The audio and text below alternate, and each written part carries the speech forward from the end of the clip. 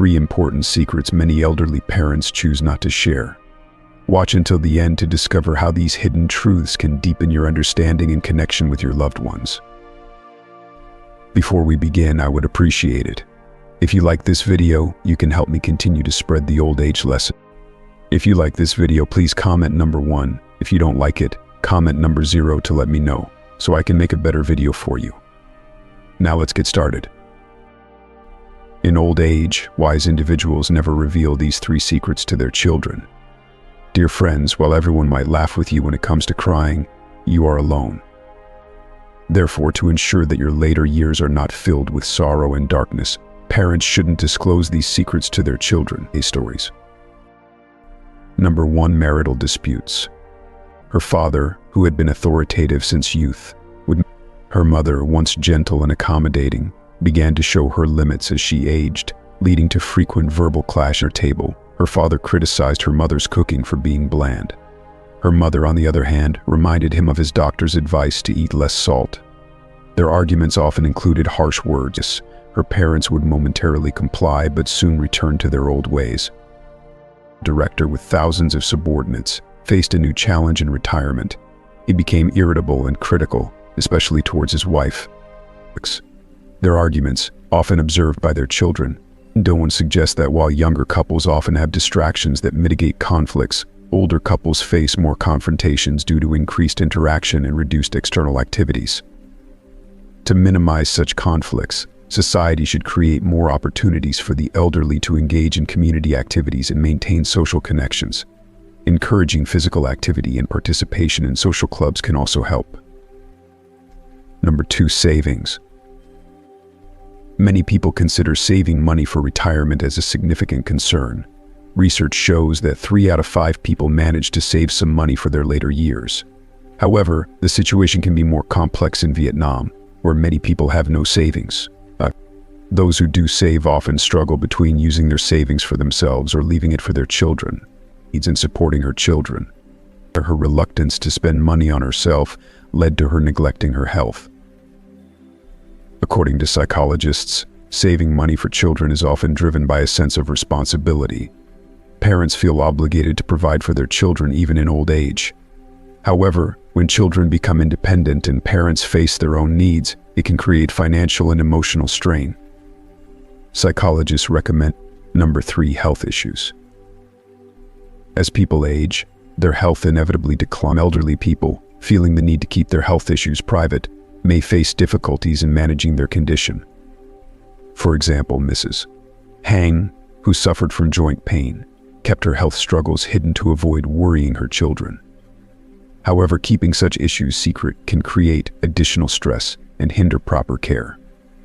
Experts suggest that elderly individuals should share their health status with their children to receive necessary support. Open communication about health can help families provide better care and support. In summary, keeping secrets about marital conflicts, financial status, or health can impact family harmony and well-being. In old age, sharing and understanding between generations is crucial for maintaining a warm family relationship and mutual support. Tio has already said that he has blocked his parents on all communication channels. I know that his wounds are very difficult to heal, but I believe his parents also care about. Is there anything I can do to mend this? Ladies and gentlemen, just like fingers of different lengths, parents cannot ensure that every child is treated equally, especially in large families. Partiality is not a major issue, but if you show too much favoritism toward one child, it can lead to conflicts among siblings and affect parent-child relationships. These conflicts can easily result in estrangement and broken family bonds. Some people even cut off preferential treatment. Some children may even develop a mindset of not wanting to repay or care for their parents. Therefore, wise parents will consider their actions carefully to avoid negatively impacting other family members.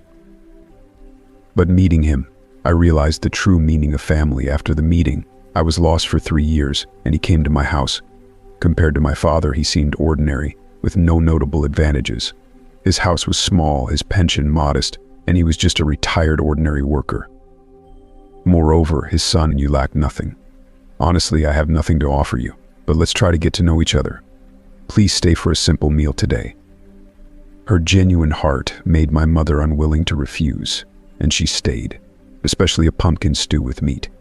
My mother enjoyed it so much that she didn't want to put down her chopsticks. Wasn't well off, he could still offer pumpkin dishes without any trouble. Later, my mother met a few other people, but despite their better conditions, she chose him. The real reason was somewhat selfish. After serving my father for over half her life, she wanted to be the one cared for this time. He and my mother came together. The outsiders, including him, my mother, me, and his 3 sons, had a meal together at a luxurious 5-star hotel. I specifically arranged this to show my importance to him, but in reality, it was to display my status. When leaving the hotel, he gently said to me, "From now on, we're family. If you want to invite me for a meal, just go to a roadside eatery. There, I can eat comfortably." Like trying to deceive a child with candy. It was truly shameless. He took great care of my mother. From him what he cooks next time. My wife, who had no intuition, saying, "I've achieved nothing in my life except cooking. Don't imitate me. You all are doing great things. Just come here to eat if you want. I'd rather have someone to eat the food I make." Cooking anymore. Honestly, I feel embarrassed when people mention it. Every man can cook, but in other aspects I'm lacking. This shouldn't be considered a virtue. He was willing to bow down to the ground. My mother had good fortune and now felt like a queen. In the end, he remained an outsider who felt ashamed. The next day, I moved to a new house. He and my mother followed the ritual, but when it came to the meal, he didn't sit in the honored seat. We searched everywhere but couldn't find him. He returned home with the leftovers packed in containers he had prepared. My mother was upset and felt sorry for him. She told him, "Don't do this anymore. I can cover this expense. I can't bear to see you eating leftovers." Troubled by it, I'm used to it. If I were to feel sorry, it would be for wasting the money I earned. Think of him, I feel moved and warmed. The true meaning of family doesn't need lengthy explanations. When someone expresses their genuine feelings, their actions speak louder than words. I want to thank him for practically showing me this.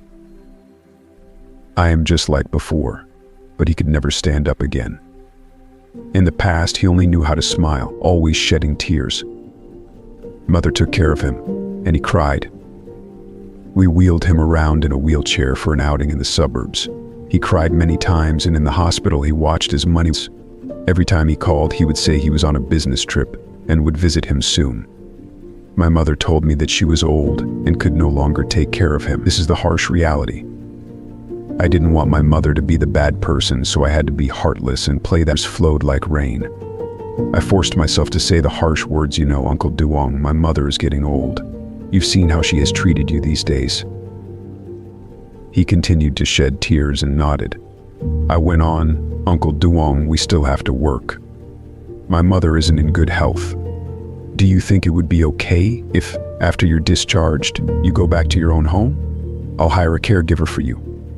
Of course I'll pay for it, and I'll visit you often." Hearing this, he stopped crying, nodded repeatedly. If you are still watching this video and finding these lessons useful, please comment number 1 below to let me know that you are still watching. In my heart, I did hire a caregiver for him, paying for a year in advance. Not for him, but to ease the unease in my heart. On the day he was discharged and went home, I didn't go. I had the company driver pick him up. When the driver returned, he told me that Uncle Duong asked him to thank me and said that even his son hadn't done this for him.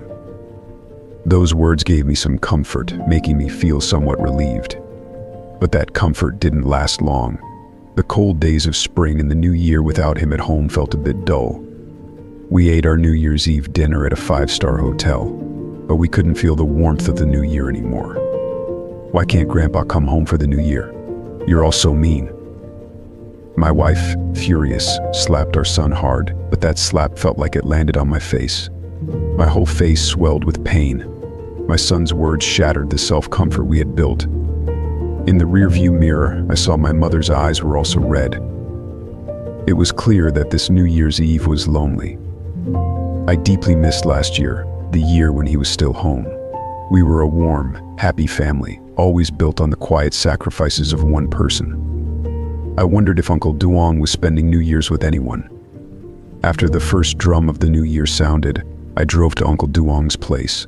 Inside his cold house, I couldn't hold back my tears any longer.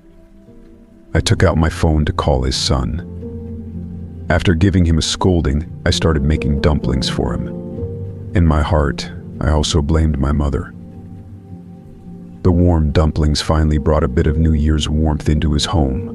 We ate the dumplings, and with every bite, more tears fell. The car under his building, and walked alone on the cold street, my heart full of desolation.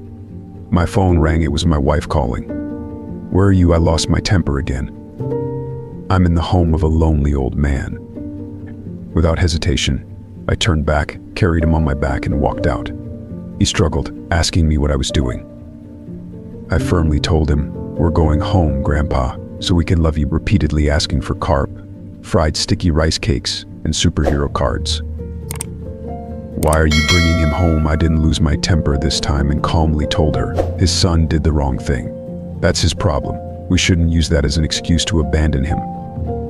I don't expect you to because in my heart he is family, he is a person. Abandoning him would be easy,